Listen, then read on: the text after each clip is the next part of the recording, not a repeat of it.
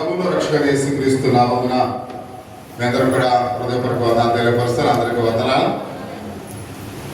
ఈ యొక్క రాత్రికాల సమయంలో ఇంతవరకు పాటల ద్వారా దేవుని మహిమపరిచి ఉన్నాము. ఈ రాత్రికాల సమయంలో 10 నిమిషాలు దేవుని యొక్క వాక్యాన్ని ధ్యానించుకుందాం. ప్రియ సహోదరి సహోదరా, ఆదాము అవ్వలు ఎప్పుడైతే దేవుని ఆజ్ఞను అతిక్రమించిన వెంటనే దేవుడు వారిని ఏమాత్రం కూడా నాశనం చేయలేదు అనే విషయాలు మనం గమనించుకోవాలి. సాధారణంగా ఎవరైతే మన మాటలు వినరో వాళ్ళని ఏం చేస్తుంటాం, వెంటనే మనల్ని తిరస్కరిస్తాం. మనం సాధారణంగా మానవ స్వభావాన్ని బట్టి మనం వాళ్ళని తిరస్కరిస్తాం, వారితో ఏమాత్రం కూడా మాట్లాడడం. కానీ ఆదాము అవ్వలు ఎప్పుడైతే పాపం చేశారో దేవుని యొక్క ఆజ్ఞను వారు అతిక్రమించారు. వెంటనే అసలు దేవుడు ఏం చేయాలి, మనలాంటి స్వభావం అయితే వాళ్ళని శిక్షించాలి, వాళ్ళని నాశనం చేయాలి. కానీ వాళ్ళు ఏమాత్రం కూడా ఆయన ఏం చేయలేదు, నాశనం చేయలేదు అనే విషయాన్ని మనం గమనించవలసినట్లుగా మనం చూస్తూ ఉన్నాం. ఎందుకంటే దేవుడు వారిని నాశనము ఎందుకు చేయలేదు, వారి పాపములో పడిపోయినట్టు వారిగా ఉన్నప్పుడు కూడా. కాబట్టి ఆయన తిరిగి వాళ్ళని ఒకవేళ ఏమాత్రం కూడా నాశనం చేయకుండా, సాధారణంగా వీళ్ళు తప్పు చేశారు కాబట్టి వీళ్ళిద్దరిని కూడా నాశనం చేసి వీళ్ళ ప్లేస్లో వేరొకరిని మనం సృజిద్దామని అనుకుంటాం. మనం అయితే ఏమనుకుంటాం, ఇలాగా మనం చెప్పిన పని వీళ్ళు వెళ్ళలేదు కాబట్టి వీళ్ళిద్దరిని కూడా ఏం చేయాలి, ఇప్పుడు నాశనం చేసి వీళ్ళ ప్లేస్లో వేరొక ఆదాము అవ్వలను నేను సృజించగల సామర్థ్యం దేవుడికి ఉంది కాబట్టి ఆయన అలా చేయగల శక్తివంతుడు. కానీ అలా చేశాడైనా అలా చేయలేదు. అలా చేయకుండా ఏం చేశాడంట, వారి పాపము లేని ఆయన పిల్లలుగా చేయాలని ఆశపడ్డాడు. వారు పాపం చేసినప్పుడు కూడా మరలా వాళ్ళని క్షమించి వారిలో పాపము లేని పిల్లలుగా వాళ్ళని చేయాలని చూడాలని ఆయన ఆశ కలిగి ఉన్నట్లుగా పరిశుద్ధ గ్రంథంలో అయితే మనం చూస్తూ ఉన్నాం. వాళ్ళని అయితే ఇక్కడ యేసు ప్రభు అయిన దేవుని వాళ్ళు విడిచిపెట్టినప్పుడు కూడా దేవుడు వారిని విడిచిపెట్టలేదు. వాళ్ళు ఏం చేశారు, ఆయన విడిచిపెట్టి ఎప్పుడైతే పాపాన్ని కలిగి ఉన్నారని వాళ్ళు ఎరిగి ఉన్నారో చెట్ల దగ్గరికి వెళ్ళి వాళ్ళు దాక్కున్నారు. అయినప్పుడు కూడా వాళ్ళని పిలవడానికి ఎవరు వచ్చారు, తండ్రి అయిన దేవుడు వచ్చాడు. అంటే దేవుడిని వాళ్ళు విడిచిపెట్టినా కానీ దేవుడు వాళ్ళు విడిచిపెట్టలేదు అనే విషయాన్ని పరిశుద్ధ గ్రంథంలో చాలా తేడా మనం చూస్తూ ఉన్నాం. వాళ్ళు పాపులుగా ఉన్నప్పుడు కూడా ఆయన వారి పాపాలని ఏం చేశాడంట, తీసివేశాడు. వాళ్ళు పాపులుగా ఉన్నప్పుడు కూడా దేవుడు ఏం చేశాడంటే వాళ్ళని వారి పాపాలు తీసివేసినట్లుగా మనం చూస్తూ ఉన్నాం. కాబట్టి అంత మాత్రమే కాకుండా వాళ్ళు నశింప చేయకుండా వారికి దేవుని యొక్క సమాధానాన్ని, దేవుని యొక్క సహవాసాన్ని వారికి మరలా కలిగి చేసినట్లుగా వాక్య భాగంలో మనం చూస్తూ ఉన్నాం. అంటే ఆదాము అవ్వలు తమ స్వశక్తి చేత, అయితే వారి యొక్క జ్ఞానాన్ని బట్టి వారి దేవునితో సమాధాన పడగల శక్తి వారికి ఏమన్నా లేనప్పుడు కూడా దేవుడే ప్రభు అయిన యేసుక్రీస్తు ద్వారా వారిద్దరు కూడా సమాధాన పరచడానికి ఆయన ఎంతగానో గొప్ప కార్యాన్ని చేసినట్లుగా బైబిల్ గ్రంథంలో మనం చూస్తున్నాం. కేవలం దేవుని కృప ద్వారా మాత్రమే, దేవుని దయ ద్వారా మాత్రమే వాళ్ళు ఏం చేస్తాడు, దేవునితో సమాధాన పరిచి ఉన్నాడు అనే విషయాన్ని మనం చూస్తూ ఉన్నాం. అంటే ఇందులో మానవుడు చేసే పని ఏమనుందా, ఏమీ లేదు. అంటే దేవుడే తన కుమారుడు ద్వారా దేవునితో కృప ద్వారా దయ ద్వారా ఏం చేశాడు, మానవులను దేవునితో సమాధానం పరిచి ఉన్నాడు అనే విషయాన్ని మనం చూస్తూ ఉన్నాం. కనుక దేవుడు ఒక ప్రణాళికబద్ధంగా, దేవుడు తన యొక్క ప్రణాళికబద్ధంగా తన కుమారుడు యేసుక్రీస్తు వారిని లోకానికి పంపించి ఆయన పొందిన శిలువ మరణ బలియాగముల చేత దేవునితో సమాధాన పరిచినట్లుగా మనం చూస్తూ ఉన్నాం. అందుకనే తన కుమారుడు యేసుక్రీస్తు వారు మనందరి కొరకు శిలువలో ఏం చేశాడైనా మరణించాడు అనే విషయానికి మనం చూస్తూ ఉన్నాం. అందుకనే ప్రజల దగ్గరికి దేవుడు తన కుమారుని పంపించి ఉన్నాడు. ఎందుకంటే ఆయన ఒక గొర్రెల కాపరి వలె ఆయన ఈ లోకానికి వచ్చి ఉన్నట్లుగా మనం చూస్తూ ఉన్నాం. ఎందుకంటే మనము కాపరి లేని గొర్రెల వలె ఉన్నాము కనుక మనకు కాపరి అవసరం కనుక కాపరికి ఎవరు వచ్చారు మన కొరకు, యేసుక్రీస్తు వారే ఈ లోకానికి వచ్చినట్లుగా మనం చూస్తూ ఉన్నాం. కాబట్టి మన రక్షకుడైన దేవుడు కనికరముతో నిండి ఉన్నాడు అనే విషయాన్ని మనం గమనించాలి. ఆయన దేనితో నిండి ఉన్నాడంట, కనికరముతో నిండి ఉన్నాడు అనే విషయాన్ని మనం ఈ రాత్రికాల సమయంలో మనం చూస్తూ ఉన్నాం. మన రక్షకుడు దేవుడు కనికరముతో నిండి ఉన్నాడు అనే విషయానికి మనం చూస్తూ ఉన్నాం. రెండు విషయాలకి మనం గమనించడానికి, నశించిపోతున్న వారి యొక్క అవసరాలు ఆయన గుర్తించాడు. ప్రియమైన వారాన ఆయన ఏం చేశాడంట? నశించిపోతున్న వారిని దేవుడు గుర్తించాడు అనే విషయానికి మనం చూస్తూ ఉన్నాం. రెండవదిగా వారిని రక్షించడానికి కావలసిన వాటిని అన్నింటిని కూడా ఆయనే చేసి ఉన్నాడు అనే పరిశుద్ధ గ్రంథం అనేది మనం చూస్తూ ఉన్నాం. ఎందుకంటే యేసు తన పరిచర్యలో ఏం బోధించాడో మనకు తెలుసా? ప్రతి ఒక్కరిని కూడా గమనించాలి. ప్రస్తుత దిన బోధనలో మనం చూస్తూ ఉన్నాం, మనం ఎక్కడ విన్నాం, ఎంత గొప్ప బోధకులైనప్పుడు కూడా రెండు బోధనలు మనం చూస్తున్నాం. ఒకటి పాత నిబంధన కాలంలో ఉన్న బోధ, కొత్త నిబంధనలో ఉన్న బోధ. ఈ రెండాటికి వ్యత్యాసం ఏంటంటే, పాత నిబంధనలో యొక్క బోధ ఏమని తెలియపరుస్తుంది అంటే, మనము దేవుని కొరకు ఏం చేయాలి, మన పరలోకం వెళ్ళాలంటే మనము దేవుని కొరకు ఏం చేయాలి. కొత్త నిబంధనలో ఉన్న అంటే అది ధర్మశాస్త్రానికి సాదృశ్యంగా ఉంది. పాత నిబంధనలో బోధ దేనికి సాదృశ్యంగా ఉంది? ధర్మశాస్త్రానికి. అది లా బోధిస్తూ ఉంది. అంటే పరలోకం వెళ్ళాలంటే మనము ఏం చేయాలి. కొత్త నిబంధనలో బోధ ఏం చేస్తుంది? మనం పరలోకం వెళ్ళాలంటే మన ప్రభువైన యేసుక్రీస్తు వారు ఏం చేశాడో మనం తెలుసుకోవాలి. మీకు అర్థమవుతుందా? అంటే పాత నిబంధన బోధ వేరే, కొత్త నిబంధన బోధ వేరే. పాత నిబంధన బోధ పరిచర్య బోధ. పాత నిబంధన బోధ ఎవరిది? పరిచర్య బోధ. పరిచర్య బోధ ఎలా ఉండేది? మేమే నీతిమంతులు, మేమే గొప్పవారు, కాబట్టి మాలాగుంటే మీ అందరూ కూడా పరలోకానికి వెళ్తారని వారి బోధ. కానీ కొత్త నిబంధన వచ్చే బోధ ఏమని చెప్తుంది? అసలు ప్రభు మన కొరకు ఏం చేశాడు, కాబట్టి ఆయన నా కొరకు ఏం చేశాడో నేను ఎరిగి ఆయన యందు విశ్వాసం ఉంటే చాలు. అంటే ఇది గాస్పెల్ అన్నమాట. ఏంటిది? సువార్త. అంటే మనం గమనించాలి, దేవుని బోధలో ఎండింగ్ సువార్తతో అది ఎండ్ అవ్వకపోతే దానివల్ల ప్రయోజనము లేదు. అంటే దేవుని యొక్క ఎంత గొప్ప పాత్రి గారైనా, ఎంత గొప్ప మాస్టర్ గారైనా ఆ ఎండింగ్ లో ఉండాలి, సువార్త ఉండాలి. సువార్త లేకుండా ఎండింగ్ చేస్తే అది ఎలా ఉంటుంది? సెకండ్ పార్ట్ చూసినట్టుగా ఉంటుంది అనమాట. అంటే మనం సెకండ్ పార్ట్ వరకు వేచి ఉండాలి. ఆ ఫస్ట్ పార్ట్ అయిపోయిన తర్వాత మనం ఎలా వెళ్ళాలి? దుఃఖంతో వెళ్ళాలి. అంటే ఆదరణ మనకేమి ఉండదు. అంటే ఒక రోజు అక్కడ వెయిటింగ్ చేయాలి ఆదరణ కోసం.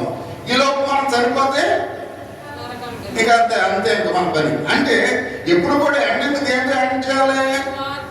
సువార్తతో. అది ఎండ్ అయితే మనకు ఆదరణ కలుగు చేస్తుంది. ఎందుకంటే మన ప్రార్థన నుండి మన ఇంటికి వచ్చేసరికి, మీరు దేవుని యొక్క మందిరానికి నుంచి ఇంటికి వెళ్ళేసరికి మీరు ఎలా వెళ్ళాలి? ఆదరణతో వెళ్ళాలి. నేను పాపినైనప్పుడు కూడా నా కొరకు యేసయ్య మరణించాడు, నా పాపాలు క్షమించాడు అని ఒక ఆదరణతో నువ్వు గృహానికి వెళ్ళాలి. అంతేగాని వచ్చే శుక్రవారం దాకా ఏమవుతుంది దేవుడు ఏం చేస్తాడు, అయ్యో నేను ఎంత గొప్ప పాపని, దేవుడు ఏం చేస్తాడని నువ్వు భయంతో నువ్వు గృహానికి వెళ్ళకూడదు. ప్రియమైన మాట, అది సువార్త. అంటే పరిచర్య బోధ వేరే, ప్రభువు బోధించిన బోధ వేరే. అంటే మనకు ఇప్పుడు ఏ బోధ కావాలి? ప్రభు బోధ కావాలి. ఎందుకు ప్రభు బోధ కావాలంటే ఇది కడవరి దినాలు, ఆయన ఎప్పుడు వస్తాడో మనకి తెలియదు. కాబట్టి ఆయన వచ్చేసరికి మనము దేవుని యొక్క విశ్వాసంలో ఉండాలి. దేవుని యొక్క విశ్వాసంలో ఉండాలంటే ఆయన్ని మనం ఎందుకు నమ్మాలి? మన కొరకు ఆయన ఏం చేశాడు అర్థమవుతుందా మీకు? ఆయన గురించి మనం వినాలి అంటే, ఆయన విశ్వసించాలంటే మనం, అంటే విశ్వసించడం అంటే ఏంటి? నమ్మకం.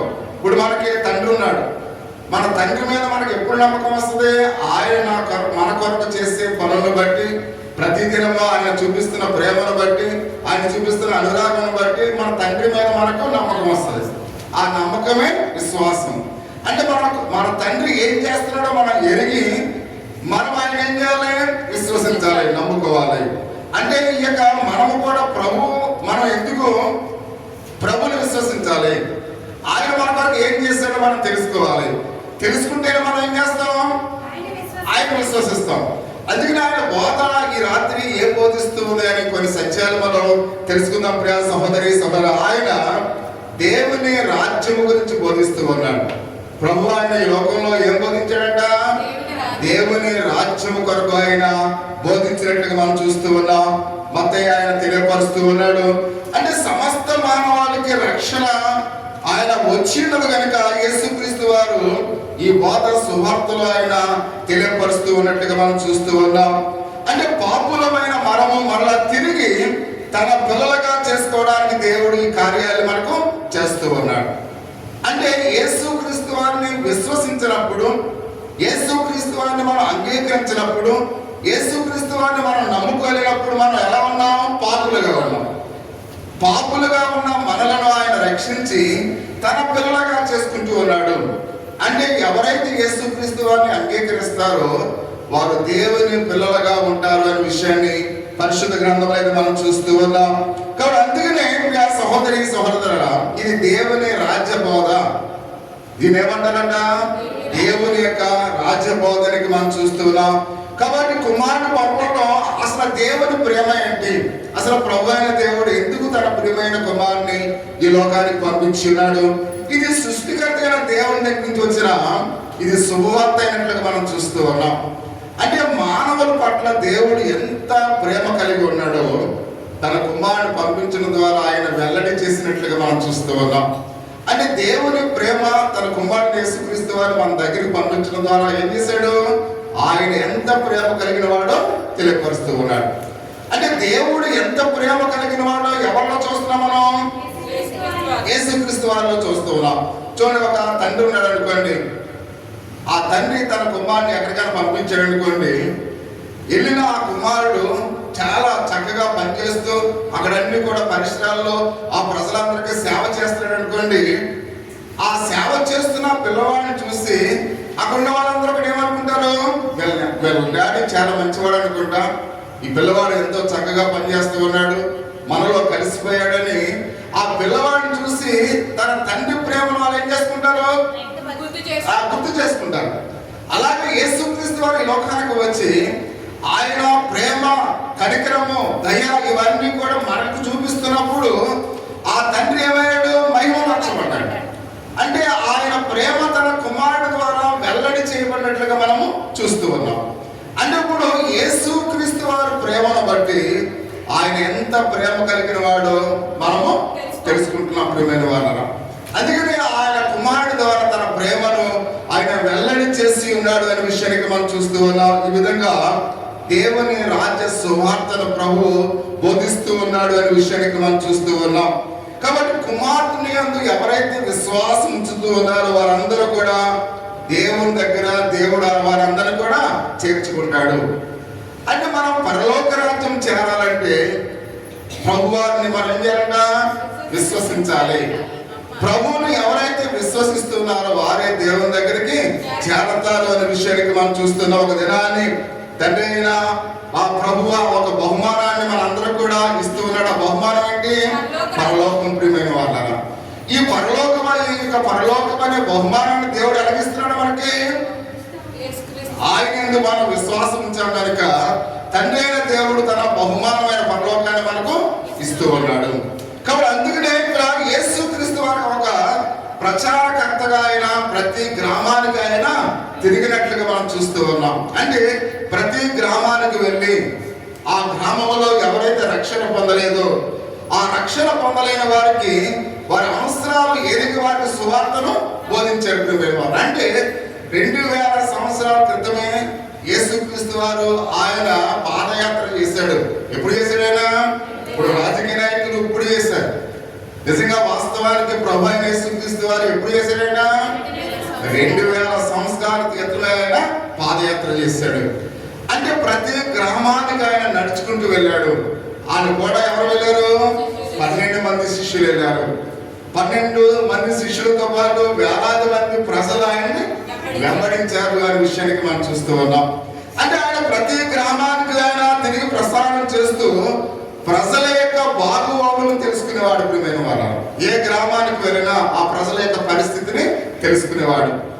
వారి అవసరాలు ఏమైతే అవసరాలు కలిగి ఉన్నారో వారి అవసరాలను వెంటనే అక్కడ తీర్చేవాడు. మీకు అర్థమవుతుందా? అని ఇప్పుడున్న వారు ఏం చేస్తున్నారు? వాళ్ళు తిరిగి అధికారంలోకి వచ్చిన తర్వాత మీకు మేము చేస్తామన్నారు. కానీ ప్రభువే అక్కడ రాజుగా కనుక, ప్రభువే అధికారి కనుక వెంటనే ఏం చేసేవాడైనా వారి అవసరాలు వెంటనే తీర్చేవాడు. ప్రియమైన వారు, ప్రతి అవసరాన్ని వాళ్ళు వెంటనే తీర్చేవాడు అనే విషయానికి మనం చూస్తూ ఉన్నాం. అంటే ప్రతి విషయంలో కూడా మనము గమనించాలి. ఈరోజు గుంటూరు గవర్నమెంట్ హాస్పిటల్లో ప్రధాన అక్కడ సూపరింటెండెంట్ ఉంటాడు ఒక ఆయన. అంటే ఆ హాస్పిటల్ అంతటికి ఒక సూపరింటెండెంట్ ఉంటాడు. ఆ సూపరింటెండెంట్కి అక్కడ ఉన్న వాళ్ళు సరిగ్గా పని చేయట్లేదని కంప్లైంట్ వచ్చినప్పుడు ఆయన తల కట్టుకుని చేతికి బ్యాండేజ్ చేసుకుని ఒక కర్ర పట్టుకుని రాత్రి ఆ హాస్పిటల్కి ఒక పేషెంట్ లా వెళ్ళాడు. వెళితే వాళ్ళందరూ కూడా ఎక్కడైతే ప్రాబ్లమ్స్ ఉన్నాయో అన్ని చూస్తే కొన్ని ఆయనకి కండ వచ్చినాయి అనమాట. వచ్చిన తర్వాత ఆయన ఆ అన్నింటిని వెంటనే తర్వాత రోజు ఏం చేశాడు, పరిష్కరించాడు. అంటే ఆయన అధికారంలో ఉన్నప్పుడు ఏం చేశాడు, సందర్శించాడు. అధికారిగా కాకుండా సందర్శించి అతను ఏమైనా చేయగలడా, చేయలేడు.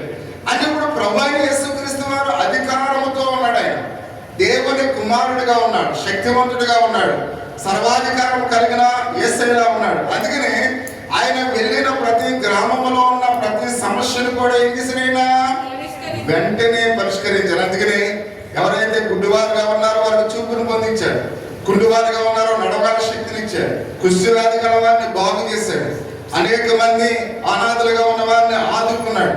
అంటే ప్రతి ఒక్కరి యొక్క బలహీనత చూసి ఆ గ్రామంలో ఉన్న బలహీనతలు, ఆ గ్రామంలో ఉన్న సమస్యలు వెంటనే పరిష్కరించి ఏం చేసేవాడంట, తర్వాత గ్రామానికి వెళ్ళేవాడు. అంటే ఆ గ్రామంలో ఆయన అడుగు పెడితే ఆ గ్రామంలో ఉన్న సమస్యలన్నీ కూడా పోయేవంట. ప్రియమైన వాళ్ళు, అంత పాదయాత్రలో ప్రభువైన యేసుక్రీస్తు వారు ఎన్ని రోజులు పాదయాత్ర చేశాడైనా,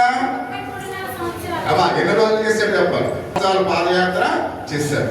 అంటే 30 సంవత్సరంలో ఆయన ప్రారంభించిన పాదయాత్ర 33.5 అంటే 3 సంవత్సరాలు పాదయాత్ర చేశారు. 6 నెలలు ఆయన ఆ శ్రమ అంటే శిలువ శ్రమకు ఆయన బలియాత్మగా ఆయన శ్రమలు అనుభవించినట్లుగా మనం చూస్తూ ఉన్నాం. అంటే ఇక్కడ మనం గమనించిన